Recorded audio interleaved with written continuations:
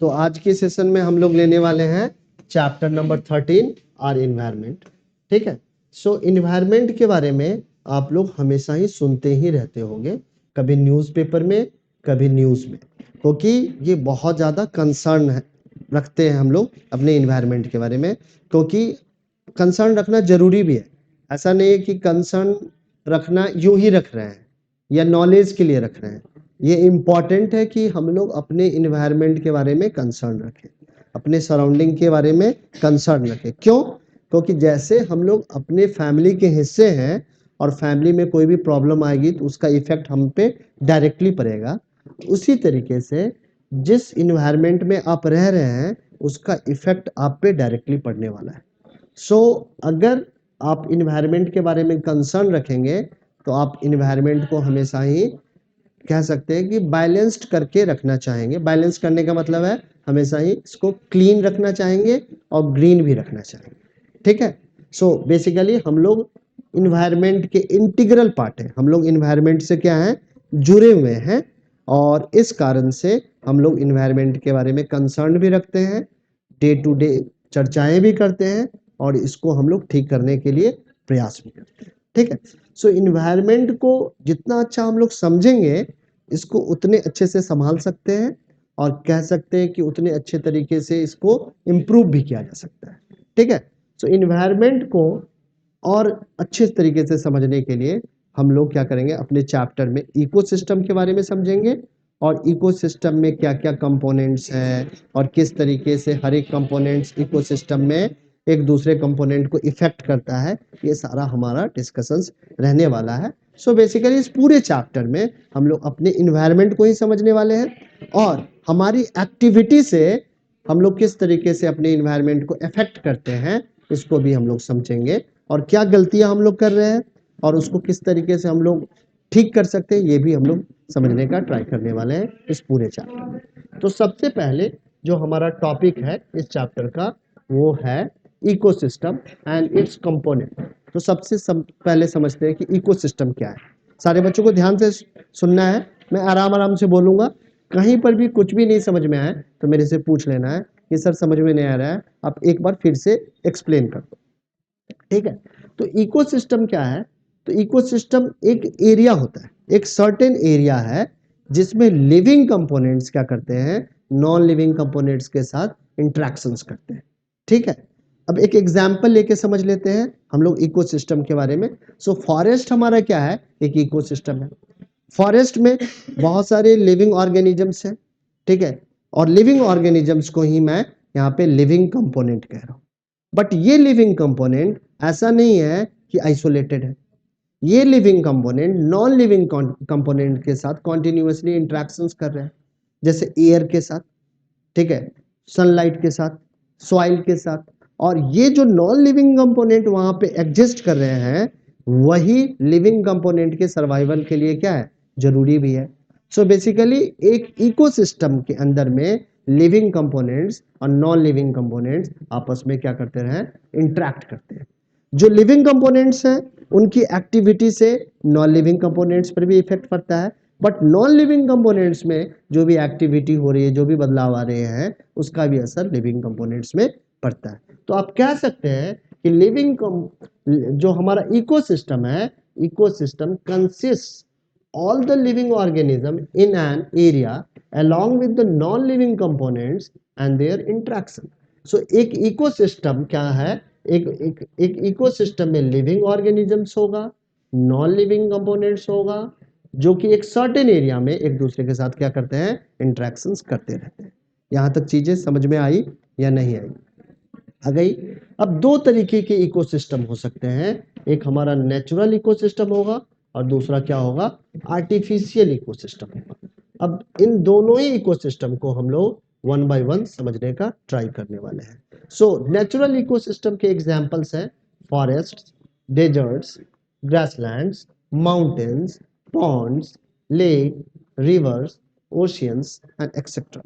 ठीक है, समझ में आ रहा है? तो ये सारे के सारे नेचुरल इकोसिस्टम है, एक ऐसा एरिया है जहां पे living component non living component के साथ इंटरेक्ट कर रहा है और सरवाइव भी कर रहा है। कर रहा है कि नहीं कर रहा है? और ये नेचुरली है, ऐसा नहीं कि फॉरेस्ट को हमने बनाया है, डेजर्ट्स को हमने बनाया है, ग्रासलैंड्स को हमने बनाया है, माउंटेन्स को हमने नहीं बनाया, ये नेचुरली हमारे इन्वायरमेंट के हिस्से में है, एग्जिस्ट करता है। और ये जो रीजन्स हैं, इन रीजन को हम लोग नेचुरल इकोसिस्टम कह सकते हैं। ठीक है, अब आर्टिफिशियल इकोसिस्टम के बारे में समझते हैं। कुछ इकोसिस्टम हमने भी बनाए हैं, जैसे गार्डन। अब गार्डन में भी तो नॉन लिविंग कंपोनेंट्स है, लिविंग कंपोनेंट्स भी है। आप वहाँ पे सरवाइव करते हो, आप भी जाते हो वहाँ पे घूमते हो, वहाँ पर भी प्लांट्स हमने लगा रखे हैं, पेड़ पौधे लगा रखे हैं। ठीक है, सो वहाँ पर भी लिविंग कंपोनेंट्स है, नॉन लिविंग कंपोनेंट्स है, और उनका क्या हो रहा है, इंट्रैक्शंस हो रहा है। बट गार्डन को हमने बनाया है, पार्क को हमने बनाया है, क्रॉप फील्ड्स को हमने बनाया है, एक्वेरियम को भी हमने बनाया है। सो इन सारे इकोसिस्टम को हम लोग आर्टिफिशियल इकोसिस्टम के कैटेगरी में रखें। तो आप कह सकते हो कि इकोसिस्टम को हम लोग दो तरीके से कैटेगराइज कर सकते हैं, natural ecosystem and artificial ecosystem. यहाँ तक सारे बच्चों को समझ में आया या नहीं आया? कोई डाउट तो नहीं है? नहीं है, आगे बढ़ते हैं। अब हम लोग समझने वाले हैं कंपोनेंट्स ऑफ इकोसिस्टम। इकोसिस्टम के कंपोनेंट्स के बारे में समझेंगे। तो इकोसिस्टम के दो कंपोनेंट्स होते हैं, एक होता है बायोटिक कंपोनेंट और दूसरा होता है एबायोटिक कंपोनेंट। बायोटिक कंपोनेंट्स में सारे के सारे लिविंग ऑर्गेनिजम्स आ जाएंगे, ठीक है ना। और लिविंग ऑर्गेनिजम्स वाली कंपोनेंट को हम लोग बायोटिक कंपोनेंट कहते हैं। ठीक है, अब इस बायोटिक कंपोनेंट को हम लोग चाहें तो तीन कैटेगरी में बांट सकते हैं, first, second and third. First में क्या आ जाएगा? तो फर्स्ट में प्रोड्यूसर्स आएंगे। प्रोड्यूसर्स उस तरीके के ऑर्गेनिजम्स को कहेंगे या लिविंग कंपोनेंट्स को कहेंगे जो बेसिकली खाने को क्या करते हैं, प्रोड्यूस करते हैं। जैसे कि हमारा ग्रीन प्लांट्स क्या करता है, सनलाइट की एनर्जी को फूड एनर्जी में कन्वर्ट करता है। सो हमेशा ही एक ग्रीन प्लांट्स क्या कहलाएगा, प्रोड्यूसर कहलाएगा। समझ में आया?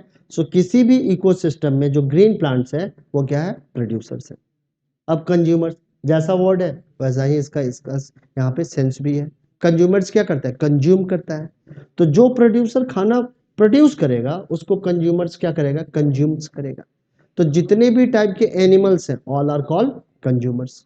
ठीक है, अब एनिमल के कैटेगरी में क्या आ जाएंगे, तो हार्बीवोर्स आ जाएंगे, कार्निवोर्स आ जाएंगे, ओमनीवोर्स आ जाएंगे। ये सारे के सारे क्या कहलाएंगे, कंज्यूमर्स कहलाएंगे। समझ में आ रही है बात? तो सारे के सारे एनिमल्स क्या कहलाएंगे, कंज्यूमर्स। कंज्यूमर्स के बाद जो अगला कंपोनेंट है वो है डीकंपोजर्स, और डीकंपोजर्स के कैटेगरी में माइक्रो ऑर्गेनिजम्स आ जाते हैं।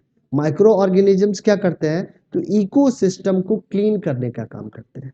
इकोसिस्टम में जो भी लिविंग कंपोनेंट्स हैं वो एक न एक दिन डेड तो होंगे, तो इन डेड रिमेन्स को डीकंपोजर्स क्या कर देता है, कॉम्प्लेक्स ऑर्गेनिक मैटर से। अब शरीर हर एक ऑर्गेनिजम्स का किसका बना हुआ है, तो कॉम्प्लेक्स ऑर्गेनिक मैटर का बना हुआ है। हम लोग कार्बन के मॉलिक्यूल्स के बने हुए हैं, इसीलिए हमारा जो शरीर है वो किस तरीके का सब्सटेंस है, कॉम्प्लेक्स ऑर्गेनिक सब्सटेंस है। अब ये कॉम्प्लेक्स ऑर्गेनिक सब्सटेंस को डिकम्पोजर क्या कर देता है, सिंपलर इनऑर्गेनिक सब्सटेंस में कन्वर्ट कर देता है, और ये टॉप सॉइल में क्या हो जाता है, मिक्स हो जाता है। अब इसी टॉप सॉइल से फिर से एक प्लांट पनपता है।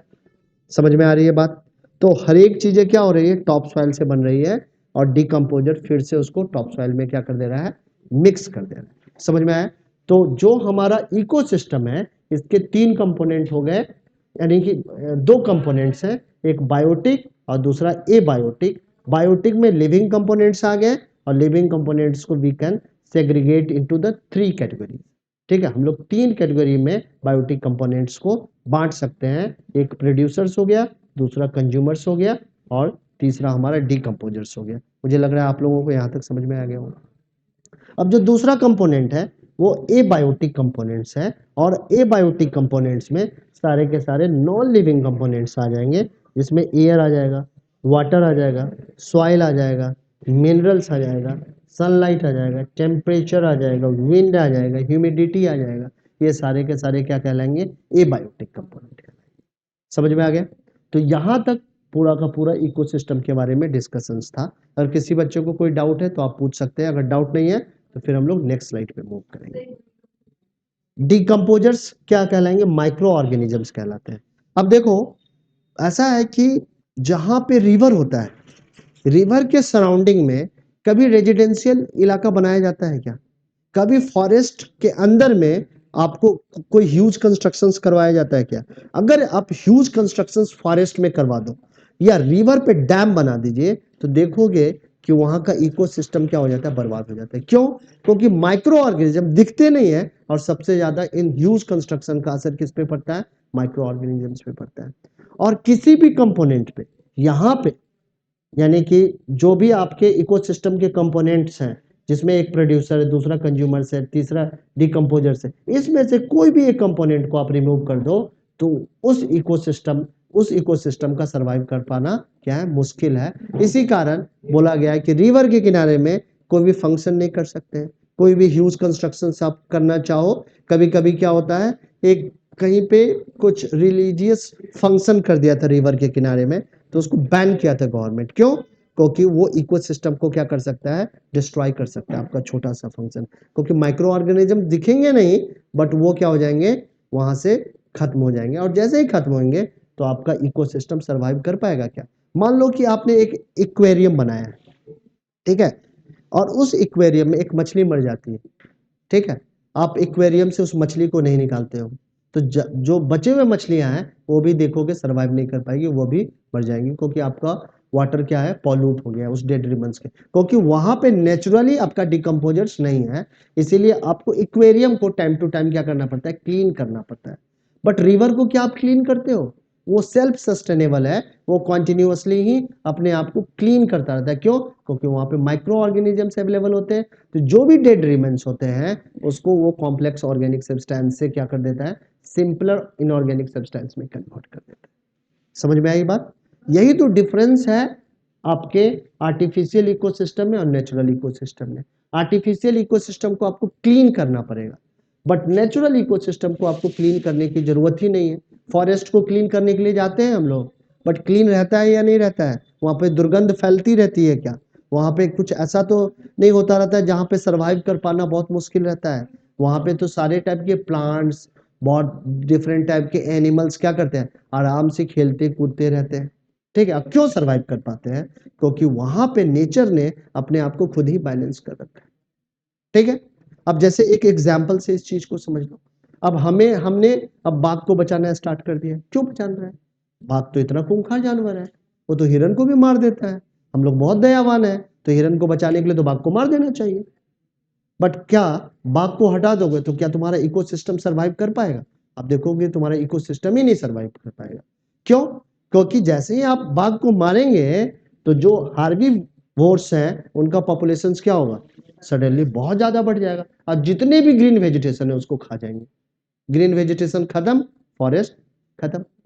तो बाघ बेसिकली क्या कर रहा है, जो कार्निवोर्स होते हैं वो बेसिकली हार्बीवोर्स के पॉपुलेशंस को क्या करते हैं, बैलेंस करके देते हैं। हमेशा देखोगे कि प्रोड्यूसर्स का पॉपुलेशन सबसे ज्यादा होना चाहिए। जंगल में सबसे ज्यादा क्या होना चाहिए, तो ग्रीन वेजिटेशन होना चाहिए, प्लांट्स होने चाहिए, ठीक है ना, चारों तरफ हरियाली होनी चाहिए। ठीक है, उससे कम पॉपुलेशन किसका होना चाहिए, तो हार्बीवोर्स का होना चाहिए। उससे कम पॉपुलेशन किसका होना चाहिए, कार्निवोर्स का होना चाहिए। अब मान लो कि पॉपुलेशन हिरन का बहुत ज्यादा हो जाए, हार्बीवोर्स का ज्यादा हो जाए, शाकाहारी पशुओं का जनसंख्या बहुत ज्यादा हो जाए, क्या वो फॉरेस्ट सर्वाइव कर पाएगा? नहीं कर पाएगा, नहीं कर पाएगा ना। अब मान लो कि बाघ की संख्या बहुत ज्यादा हो जाए, सारे हिरन खत्म। ठीक है, हिरन की, बाघ को खत्म कर दो, हिरन बहुत ज्यादा हो जाएगा, फॉरेस्ट खत्म। तो हर एक कंपोनेंट कहीं ना कहीं एक दूसरे पे क्या है, डिपेंडेंट है या नहीं? इसीलिए तो टाइगर को हम लोग बचा रहे हैं, हिरन को भी बचाना जरूरी है। बट ये नेचर है, नेचर अपने आप को खुद ही बैलेंस करता है। इसी तरीके से तो ऑर्गेनिजम्स हमारे हैं और उनका पॉपुलेशन अपने आप ही बैलेंस है।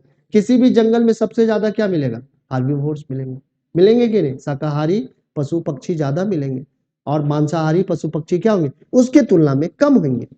ठीक है, छोटे वाले थोड़े से बड़े वालों से ज्यादा होंगे। ठीक है, जैसे कुत्ते ज्यादा होंगे, लकड़बग्घे ज्यादा होंगे, शेर क्या होगा, कम होगा, क्योंकि बड़ा कार्निवोर्स है, वो छोटे कार्निवोर्स को भी क्या कर जाता है, खा जाता है। समझ में आ रही बात? तो एक दूसरे से सारे ऑर्गेनिजम्स इंटरकनेक्टेड है, और उनका भी होना, इनका भी होना, सबका होना इस लिविंग यानी कि किसी भी इकोसिस्टम के सरवाइव करने के लिए क्या है, बहुत बहुत जरूरी। समझ में आ रही है बातें? अब डिकम्पोजर का इंपॉर्टेंस समझ में आ गया। अगर डिकम्पोजर्स को एलिमिनेट करोगे तो आपका इकोसिस्टम क्या हो जाएगा, अनबैलेंस हो जाएगा, और इकोसिस्टम भी डिस्टर्ब हो जाएगा। समझ में आई बातें? अब आगे बढ़ जाए। अब आगे बढ़ते हुए हम लोग समझते हैं फूड चेन। अब इकोसिस्टम के अंदर में फूड एनर्जी क्या होता है, ट्रांसफर होता रहता है। कैसे ट्रांसफर होता है? तो क्या करता है कि एक शाकाहारी पशु, एक कार्निवोर्स क्या करता है, एक प्रोड्यूसर्स को खा जाता है। ठीक है, समझ में आया? यानी कि हिरन क्या किया, पेड़ पौधे को खाया। हिरन को कौन खा गया, बाघ खा गया। तो यहाँ पे फूड एनर्जी क्या हो रही है, ट्रांसफर हो रही है एक ऑर्गेनिज्म से दूसरे ऑर्गेनिज्म में। पहले फूड एनर्जी सनलाइट से किस में आई, प्रोड्यूसर्स में आई। प्रोड्यूसर से वो किस में गई, तो एक हार्बीवोर्स में गई। हार्बीवोर्स से किस में चली गई, तो कार्निवोर्स में चली गई। तो ये जो चेन है जिसमें फूड एनर्जी एक ऑर्गेनिज्म से दूसरे ऑर्गेनिज्म में जा रहा है, इसी चेन को हम लोग कहते हैं food chain. So food chain is the flow of the food energy from one organism to the next and so on. They usually start with the producer. ये हमेशा ही फूड चेन कहाँ से स्टार्ट होगा, प्रोड्यूसर से start होगा। ठीक है ना?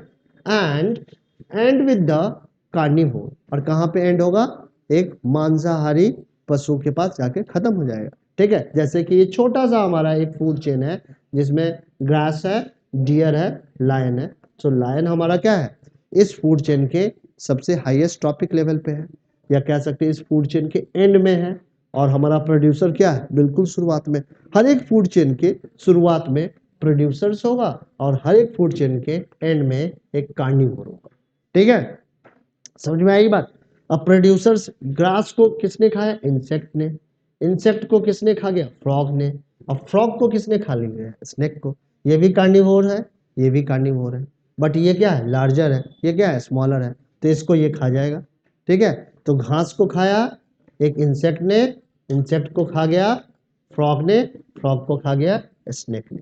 फिर इसी तरीके से ग्रास को खाया मोथ ने, ठीक है, मोथ को खाया फ्रॉग ने, फ्रॉग को खाया स्नेक ने, और स्नेक को भी खा गया हॉक।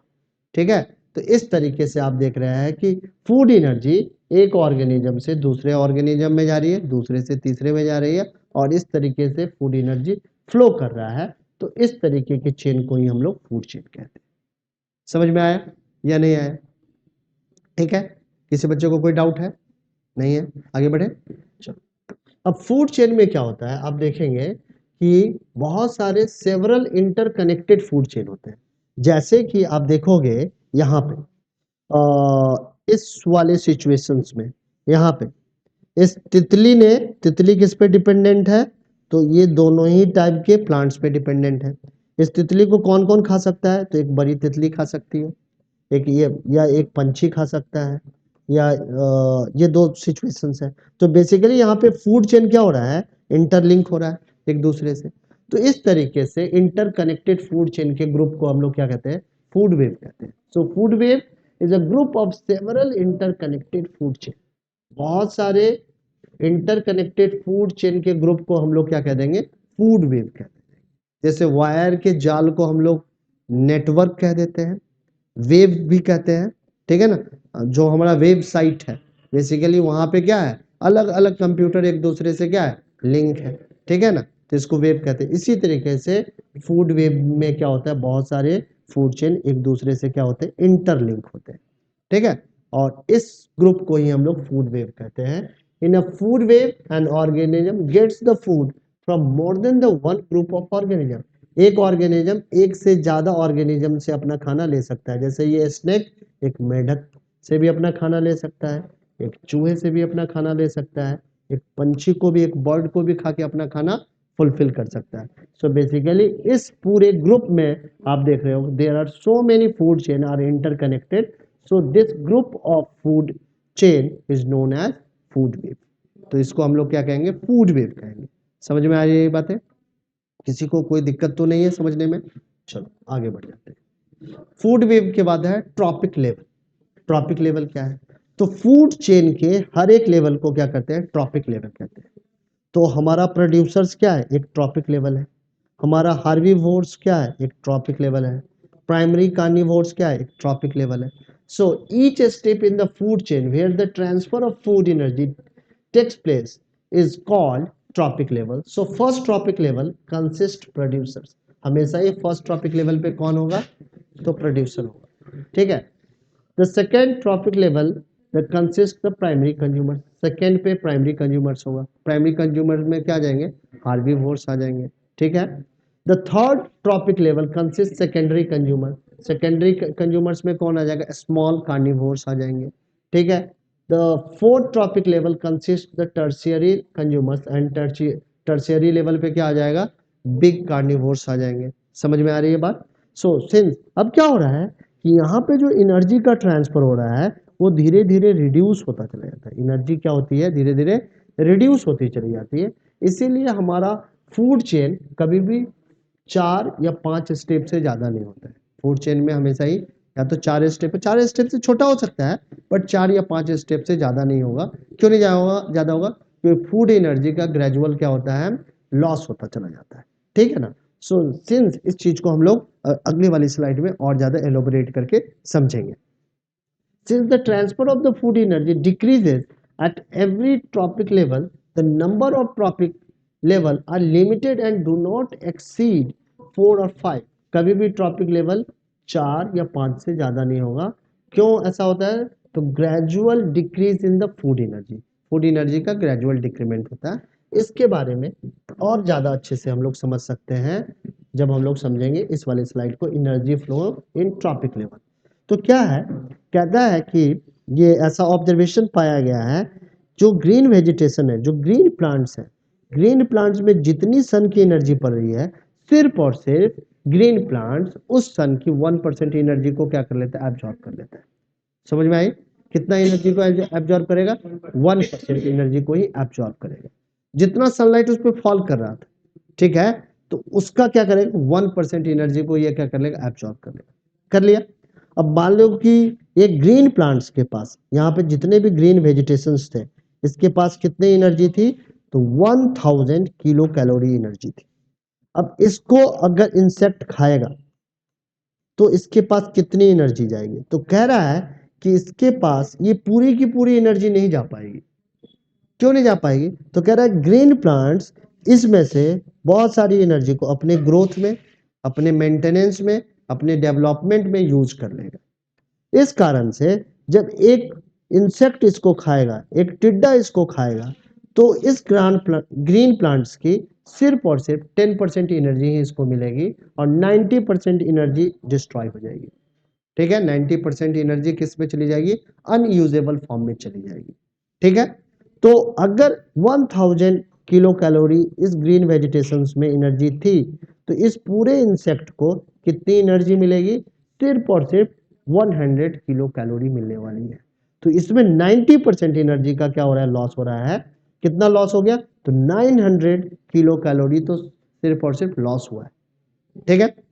अब ये जो टिड्डा इसको खाया या इंसेक्ट जब इसको खाया, तो इसको एनर्जी कितनी मिल गई, 100 किलो कैलोरी, 10% के अकॉर्डिंगली.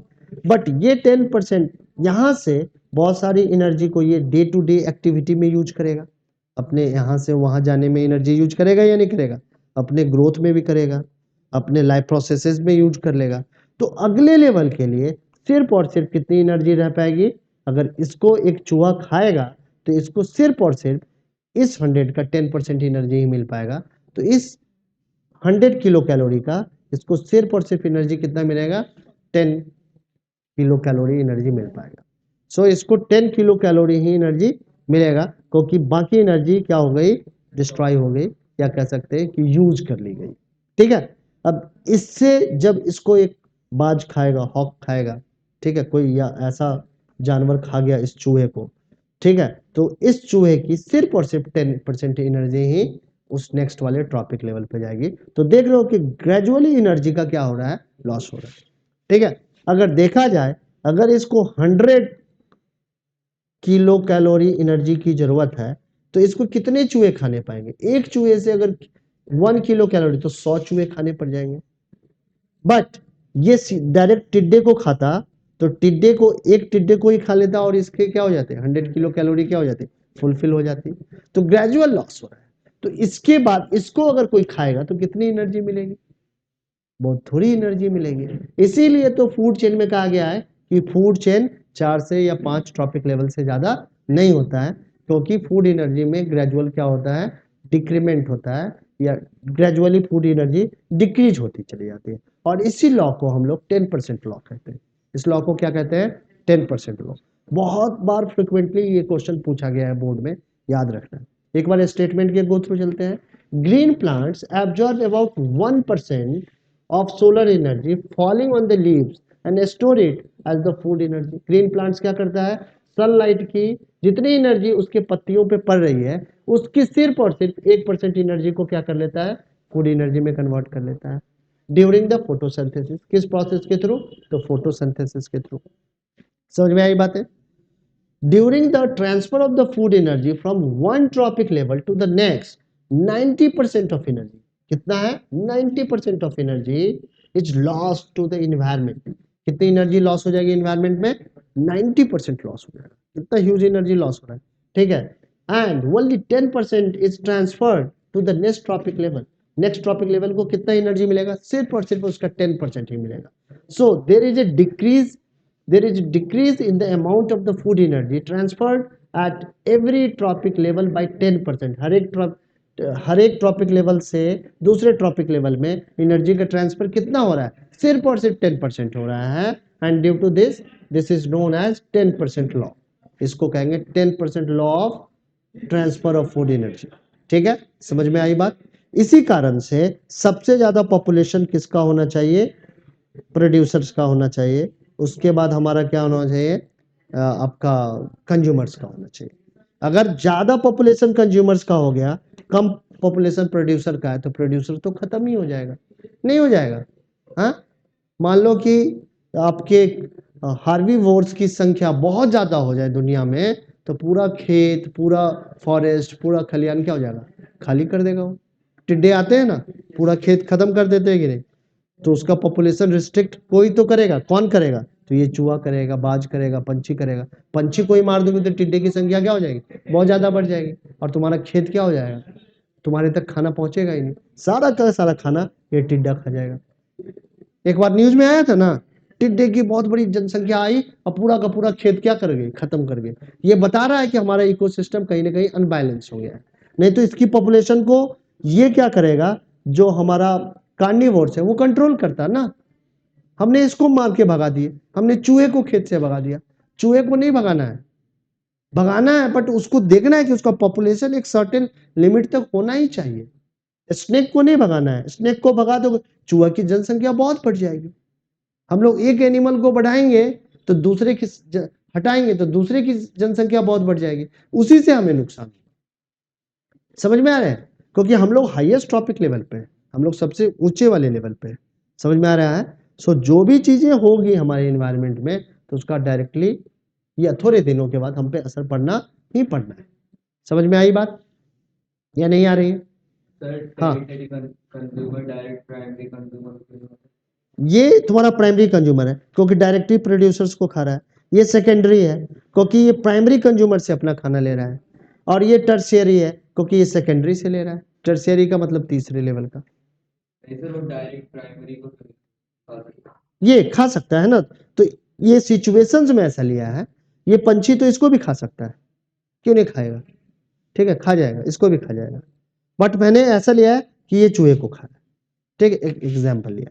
ठीक है, तो हमेशा ही इस तरीके का एक ट्रायंगल बनता है जहां पे प्रोड्यूसर्स के पास सबसे ज्यादा एनर्जी हाई होती है और इसका पॉपुलेशन भी सबसे ज्यादा लार्ज होता है। तो ट्रायंगल में अगर इसको हम लोग रिप्रेजेंट करना जाए तो बॉटम में क्या होना चाहिए? प्रोड्यूसर्स होना चाहिए, और टर्शियरी कंज्यूमर हमेशा टॉप पे होना चाहिए। ऐसा ना हो कि टर्शियरी कंज्यूमर यहाँ आ जाए, काम क्या हो जाएगा? बहुत ज्यादा खराब हो जाएगा, नहीं हो जाएगा। और प्राइमरी कंज्यूमर्स भी यहाँ नहीं होना चाहिए, प्रोड्यूसर्स कभी भी यहाँ नहीं जाना चाहिए। प्रोड्यूसर्स हमेशा बॉटम में रहेगा, और इसका पॉपुलेशन हमेशा क्या रहेगा? लार्ज रहेगा, और धीरे धीरे पॉपुलेशन क्या होगा? ऊपर की तरफ घटता चला। समझ में आई बात? चलो, तो आगे बढ़ते हुए अब हम लोग अगले टॉपिक को ले लेते हैं। अगला टॉपिक हमारा बायोलॉजिकल मैग्निफिकेशन, जो भी हमारे लाइफ से जुड़ा हुआ है। अब क्या है कि जब ग्रीन रेवोल्यूशन हुआ तो हमने खूब सारे फर्टिलाइजर का यूज करना स्टार्ट किया, क्योंकि हमें क्रॉप यील्ड क्या चाहिए था, बहुत ज़्यादा चाहिए था, क्योंकि हमारा पॉपुलेशन बहुत बढ़ रहा था। उस समय हमने ये नहीं सोचा कि क्या होगा अगर हम लोग ज़्यादा फर्टिलाइजर यूज करें, तो क्या ये हमारे फूड चेन का पार्ट बन सकता है। तो उस समय नहीं सोचा, बट बाद में ये पाया गया कि जो हम लोग फर्टिलाइजर यूज कर रहे थे बेसिकली, वो क्या होता है, प्लांट्स के थ्रू एब्जॉर्ब कर लिया जाता है। जब पानी देते तो पानी में डिजॉल्व हो जाता है, और फिर कंसंट्रेशन के डिफरेंस होने के कारण वहां से जो भी फर्टिलाइजर है वो प्लांट्स में चला आता है। अब प्लांट्स को मान लो कि गाय ने खाया, या प्लांट्स को डायरेक्टली तुमने खाया, तो तुम में क्या हो रहा है कि जो ये फर्टिलाइजर्स है उसका एक्युमुलेशन होता चला जाएगा, इकट्ठा होता चलेगा। क्यों? क्योंकि ये फर्टिलाइजर्स को आपके शरीर का बैक्टीरिया डाइजेस्ट नहीं कर सकता है, उसको सिंपलर मॉलिक्यूल्स में नहीं कन्वर्ट कर सकता, ये नॉन बायोडिग्रेडेबल है। तो कॉन्टिन्यूसली हाईएस्ट ट्रॉपिक लेवल पे क्या हो जाएगा, इसका एक्युमुलेशन होता रहेगा, और इसी प्रोसेस को हम लोग कहते हैं बायोलॉजिकल मैग्निफिकेशन। समझ में आई बात? ठीक है ना। सो इसीलिए तो हम लोग आजकल क्या कर रहे हैं, ऑर्गेनिक फार्मिंग कर रहे हैं। पहले के लोग ऑर्गेनिक फार्मिंग करते थे, हम लोग कंपोस्ट डालते थे, हम लोग उसमें मैन्यूर डालते थे, ठीक है ना, हम लोग ऐसे मेथड यूज करते थे जो नेचुरल होते थे, ठीक है। तो हमें हमारे शरीर में डिजीज क्या होती थी, कम होती थी। अब हम लोग आजकल क्या करते हैं, इनऑर्गेनिक फार्मिंग में लग गए, ऑर्गेनिक फार्मिंग को छोड़ दिया, सोचा कि फूड यील्ड को बढ़ाया जाए, तो फूड यील्ड के चक्कर में हम लोग खुद बीमार पड़ने लगे, क्योंकि ये क्या हो गया कि जो इनऑर्गेनिक सॉल्ट होता है वो हमारे शरीर में क्या होगा, इकट्ठा होने लगा, जिससे कैंसर जैसा डेंजरस डिजीज की देखोगे तो बहुत ज़्यादा जनसंख्या है कि लोगों को कैंसर है। तो इसका कारण क्या है, बायोलॉजिकल मैग्निफिकेशन है। बायोलॉजिकल मैग्निफिकेशंस के बारे में और समझते हैं, तो harmful chemical like the insecticides, हम लोग क्या करते हैं, छिड़काव कर देते हैं इंसेक्टिसाइड्स का। पेड़ पौधे में कोई भी कीड़ा पकड़ा, इंसेक्टिसाइड्स लिया, छिड़काव कर दिया, ठीक है। पहले हम लोग क्या करते थे, नीम लेते थे, नीम का सॉल्यूशन बना, पेस्ट बना दिया, उसका छिड़काव किया, तो वो अगर नीम खा भी लो तो वो क्या है, ऑर्गेनिक है, और तुम ऑर्गेनिक चीज खाओगे तो कोई नुकसान नहीं होगा। बट हम लोगों ने क्या किया, केमिकल डाले, और केमिकल से कीड़े को मारना स्टार्ट किया, कीड़ा तो मर गया, बट प्लांट जब बारिश हुई तो उस पत्तियों पे जो डिपोजिटेड था, जो हमारा इंसेक्टिसाइड्स, या फ्रूट्स पे जो डिपोजिट हो गया, उसको ठीक से धोया नहीं, आपने खा लिया, इंसेक्टिसाइड्स क्या होगा, आप में धीरे धीरे एक्युमुलेट होता चला जाएगा। पेस्टिसाइड्स का भी यूज करते हैं हम लोग, ठीक है ना, which are used to protect crops from insects. The pests are absorbed by the plants and enter the food chain, और ये क्या होगा, फूड चेन में इंटर कर जाएगा। Since these chemicals are non biodegradable, ये केमिकल कैसे हैं, तो non biodegradable, they get accumulated, ये इकट्ठे होते रहते हैं at every tropic level, and their concentration increases since human beings occupy the highest tropic level। हम लोग कहाँ हैं, सबसे ऊंचे वाले ट्रॉपिक लेवल पे है। हमें कौन खाता है, क्योंकि हमें एनर्जी उतनी नहीं है, हम लोग हाईएस्ट ट्रॉपिक लेवल पे है, ठीक है। सो जितने भी हार्मफुल केमिकल होंगे कहाँ जाके इकट्ठे हो जाएंगे, हमारे ही पास तो इकट्ठे होंगे।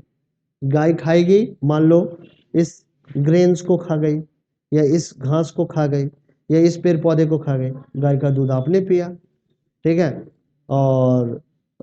और यहाँ पे देख रहा है एक बच्चे का भी बना दिया, बच्चे ने माँ का दूध पिया, तो इस बच्चे में क्या हो गया, ये हार्मफुल केमिकल चला गया फूड चेन के थ्रू, ठीक है ना, क्योंकि फूड एनर्जी ट्रांसफर हो रहा है ना, फूड यहाँ से फूड एनर्जी कहाँ चली गई, गाय में चली गई, गाय से इस माँ में चली गई, माँ से इस बच्चे में चली गई, तो बच्चे में क्या हो रहा है, हार्मफुल केमिकल का कंसंट्रेशन हो रहा है, साथ में माँ में भी हो रहा है, साथ में गाय में भी हो रहा है, सब बीमार पड़ेगा, ठीक है, हमारी एक गलती के कारण। पड़ेगा या नहीं पड़ेगा, क्योंकि ये शरीर में जाके डाइजेस्ट नहीं हो रहा है, ये शरीर में जाके इकट्ठा हो रहा है। तो जब इकट्ठा हो रहा है और हार्मफुल है, तो कहीं ना कहीं तो इसका बैड इफेक्ट हमारे शरीर पे पड़ेगा या नहीं पड़ेगा, बिल्कुल पड़ेगा। इस गाय के भी शरीर के ऊपर में भी पड़ने वाला है, ठीक है। The increase in the concentration of harmful chemical in the bodies of the organism at the higher tropic level is called the biological magnification, और इसी पूरे प्रोसेस को हम लोग क्या कहते हैं, बायोलॉजिकल मैग्निफिकेशन। समझ में आई बात या नहीं आई? अब आगे बढ़ते हैं, और आगे बढ़ते हुए नेक्स्ट टॉपिक को ले लेते हैं, और नेक्स्ट टॉपिक है हमारा human activities affect the environment. अब हमारी एक्टिविटी है, जो हम लोग एक्टिविटी करते हैं, वो एक्टिविटी हमारे इन्वायरमेंट को भी क्या करती है, इफेक्ट करती है। कैसे इफेक्ट करती है, तो चूंकि हम लोग इन्वायरमेंट से क्या है, जुड़े हुए हैं। तो जो एक्टिविटी करेंगे उसका असर क्या होगा, हम लोग मोटर कार चलाते हैं तो हमारा इन्वायरमेंट का एयर क्या होता है, पॉल्यूट तो होता ही है। और ये एक्टिविटी किसके थ्रू हो रहा है, ह्यूमन बीइंग के थ्रू हो रहा है। तो इसमें सबसे पहले हमें पढ़ना है depletion of ozone layer in the atmosphere. और एटमॉस्फेयर में क्या हो रहा है, ओजोन लेयर का डिप्लेशन हो रहा है, और ये डिप्लेशन क्या कर रहा है, हमें इफेक्ट कर रहा है। ठीक है, तो हमारी एक्टिविटी से इन्वायरमेंट इफेक्ट हो रहा है, इन्वायरमेंट के इफेक्ट होने के कारण हम पर भी उसका बैड इफेक्ट पड़ता है। कैसे समझते हैं, तो हमारा ओजोन जो है, ozone molecule contains 3 oxygen atom. आप ओजोन का अगर मॉलिक्यूलर फॉर्मूला देखोगे तो O3 है। ओजोन कहाँ पे है, तो हाइयर एल्टीट्यूड पे है।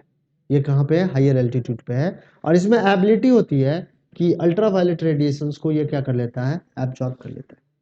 तो हाइयर एल्टीट्यूड पे अगर आपका ओजोन लेयर है, ओजोन का ब्लैंकेट है, अर्थ हमारे यहाँ है, ओजोन का पूरा ब्लैंकेट है, तो अल्ट्रावायलेट रेडिएशंस क्या हमारे अर्थ पे आ पाएगा, नहीं आ पाएगा।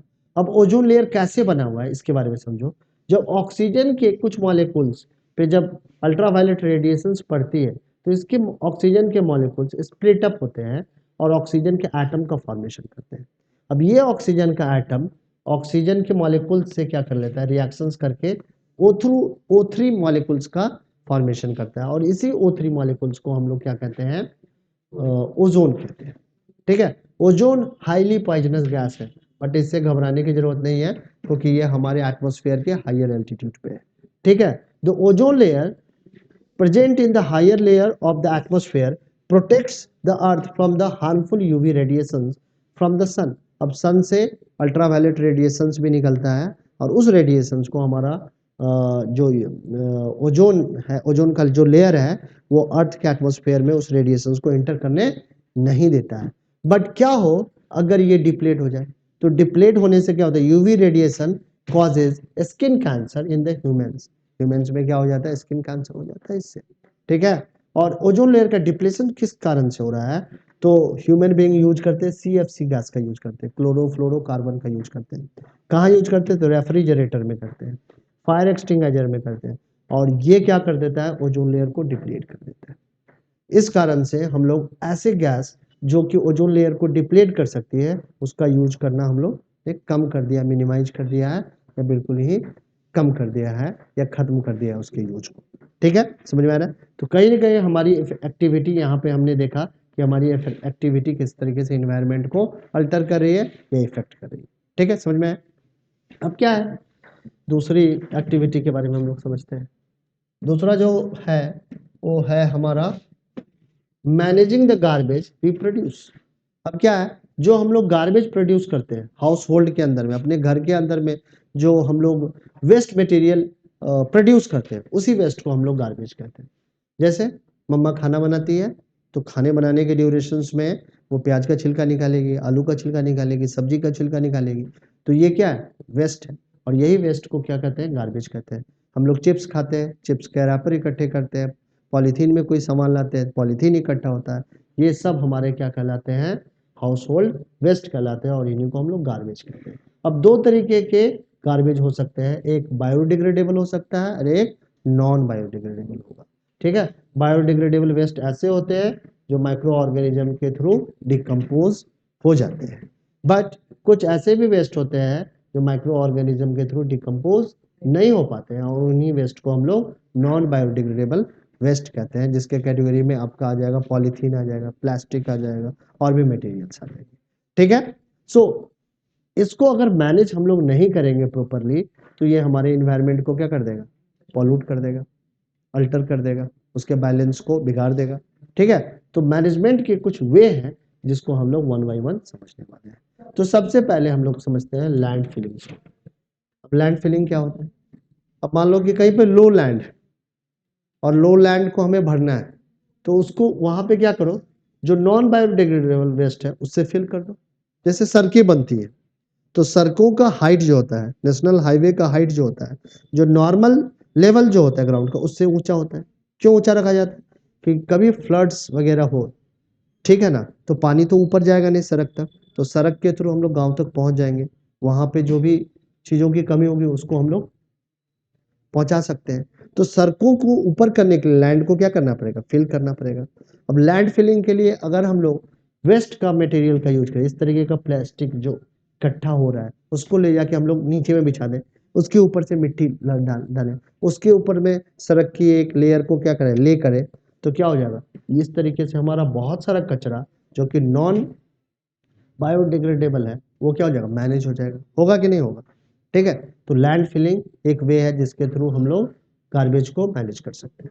ठीक है, दूसरा है रिसाइकलिंग। बहुत सारे ऐसे गार्बेज होते हैं जो रिसाइकलेबल होते हैं, कुछ प्लास्टिक भी रिसाइकलेबल होते हैं, पेपर हमारा रिसाइकलेबल होता है। तो इन सारे रिसाइकलेबल मटेरियल को हम लोग इकट्ठे कर लेते हैं और फिर से उसको रिसाइकिल कर लेते हैं। बट हर एक मटेरियल को रिसाइकिल नहीं किया जा सकता, ठीक है ना। बट कुछ मटेरियल ऐसे भी होते हैं जिनको हम लोग रिसाइकिल कर सकते हैं, उसको हमें अलग करके फिर यानी कि उसको मैनेज करना चाहिए। ठीक, समझ में आया? फिर होता है production of biogas and manure. अब क्या होता है कि बायोगैस और मैन्योर का भी हम लोग प्रोडक्शन करके वेस्ट मटेरियल को मैनेज कर सकते हैं। कैसे करते हैं जरा इसको समझते हैं। यहाँ पे एक डायग्राम है, उसके थ्रू समझते हैं। तो यहाँ पे देखो हमारा production of biogas and manure, तो हम लोग एक पिट बनाते हैं, ठीक है। और इस पिट में बेसिकली हम लोग जितने भी ग्रीन वेस्ट होते हैं उस ग्रीन वेस्ट को क्या करते हैं, पानी में मिला के, ठीक है, और पानी में मिला के फिर इस गड्ढे में डाल देते हैं। डाल दिया गड्ढे में। अब इस गड्ढे के अंदर में जो माइक्रो ऑर्गेनिजम्स हैं वो क्या करता है, इसको डिकम्पोज करता है, और डिकम्पोज करने के ड्यूरेशन में हाईली इन्फ्लेमेबल गैस मीथेन का फॉर्मेशन होता है। मीथेन इस ट्यूब से होता हुआ बाहर आएगा, गैस हल्का होगा तो ऊपर आएगा, ऊपर होकर ट्यूब से बाहर आ जाएगा। इसको आप खाने बनाने में यूज कर सकते हैं क्योंकि हाईली इन्फ्लेमेबल गैस है, बहुत तेजी से जलेगा, बहुत सारी एनर्जी को क्या करेगा, बर्निंग प्रोसेस के ड्यूरेशन में रिलीज करेगा, और उस एनर्जी को आप कहीं भी यूज कर लीजिए, खाने बनाने में कर लीजिए, लाइटनिंग में कर लीजिए, कैसे भी कर लीजिए। अब जो मटेरियल यहाँ पे नीचे में वेस्ट और बच गया उसको भी माइक्रो ऑर्गेनिज्म ने क्या कर दिया है, यानी कि कन्वर्ट कर दिया है, ठीक है, सिंपलर मॉलिक्यूल्स में। सो उसको निकालो और खेतों में डाल दो, तो ये कंपोस्ट में यूज हो जाएगा, ठीक है, एज ए कंपोस्ट यूज हो जाएगा। ठीक है, दूसरा क्या होता है कि मैन्योर पता चल गया कैसे बनेगा।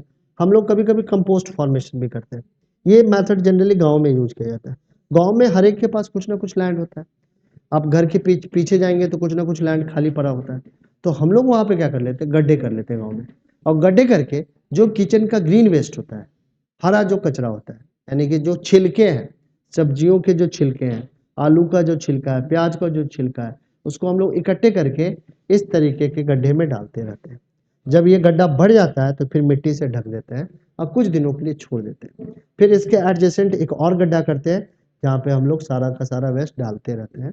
जब 6 महीने के बाद इसको ओपन किया जाता है तो सारा का सारा जो हमारा वेस्ट मटेरियल है वो क्या हो जाता है, माइक्रो ऑर्गेनिज्म के थ्रू डिकम्पोज हो जाता है, और इसको आप खेतों में अगर डालेंगे तो इसमें काफ़ी ज़्यादा मिनरल्स वगैरह होते हैं, तो जिसको प्लांट्स वहाँ पे अगर फील्ड में आप खेती करोगे तो खूब अच्छी खेती होगी।